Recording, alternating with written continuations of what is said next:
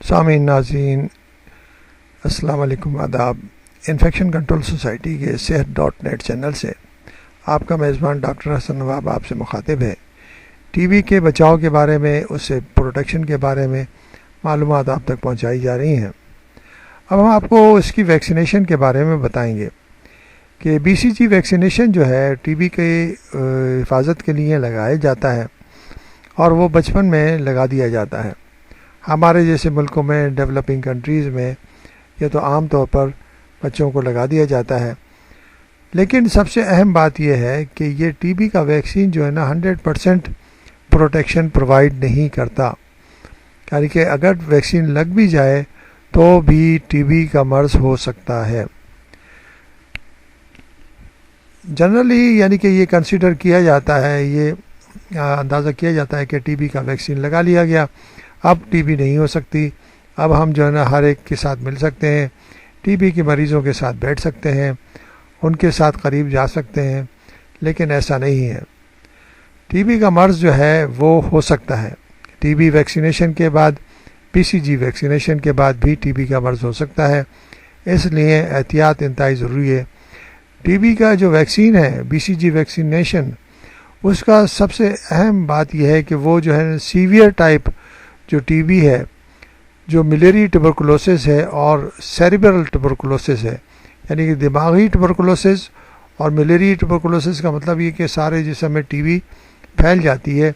یہ T B نہیں ہوتی، اس سے بچاؤ ہے۔ لیکن عام قسم کی جو ٹی بی ہے، جو لنگس کی ٹی بی ہے یا دوسرے جو آرگنس کی ٹی بی ہے، وہ ہو سکتی ہے۔ اس لیے ضروری ہے کہ ٹی بی کے ویکسین لگنے کے بعد لوگ اس بات سے بے خطر نہ ہو جائیں کہ اب انہیں ٹی بی کا مرض نہیں ہو سکتا۔ اس کی اسٹڈی انڈیا کے اندر کافی عرصے تک، کافی سالوں تک مختلف علاقوں میں کی گئی، اور یہ اس اسٹڈی سے یہی ظاہر ہوتا ہے کہ جو لوگ ویکسینیشن کرا چکے تھے ان میں بھی ٹی بی کے کیسز نظر آئے ہیں۔ اس لیے ضروری اس بات کی ہے کہ احتیاطی تدابیر اور اس سے حفاظت کے لیے ہمیں کوشش کرنی چاہیے اور مرض کو کنٹرول کرنے کی کوشش کرنی چاہیے۔ بہرحال یہ ہم آپ کو بتائیں کہ یہ مرض موروثی نہیں ہے، یعنی کہ جو ایک خاندان کے اندر ہے تو اس کے بچوں کو بھی خود بخود ہو جائے گا، ایسا نہیں ہے۔ لیکن جو لوگ قریب آتے ہیں، جو افراد ایک دوسرے کے قریب رہتے ہیں، اگر ٹی بی کا مرض موجود ہے تو دوسرے افراد کو لگ سکتا ہے۔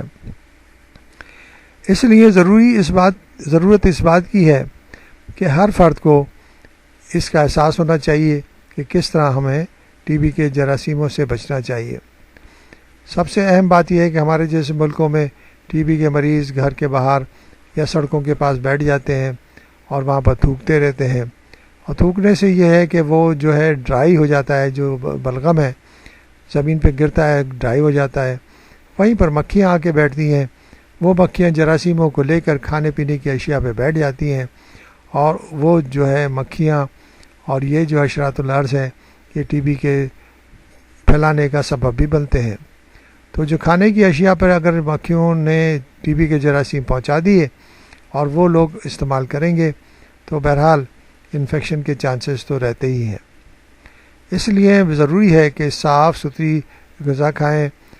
گھر کی پکی ہوئی چیزیں استعمال کریں، بازار کی پکی ہوئی چیزوں میں بہرحال ہمارے جیسے ملکوں میں، انڈیا، پاکستان، بنگلہ دیش وغیرہ میں اور سری لنکا وغیرہ میں، افریقن کنٹریز میں تو یہ مسائل عام ہیں کہ کھانے پینے کی چیزیں کلین نہیں ملتی اور اس سے بیماریاں بھی ہو سکتی ہیں۔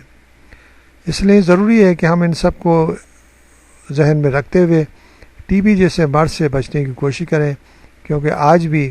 ہزاروں نہیں لاکھوں افراد اس سے متاثر ہیں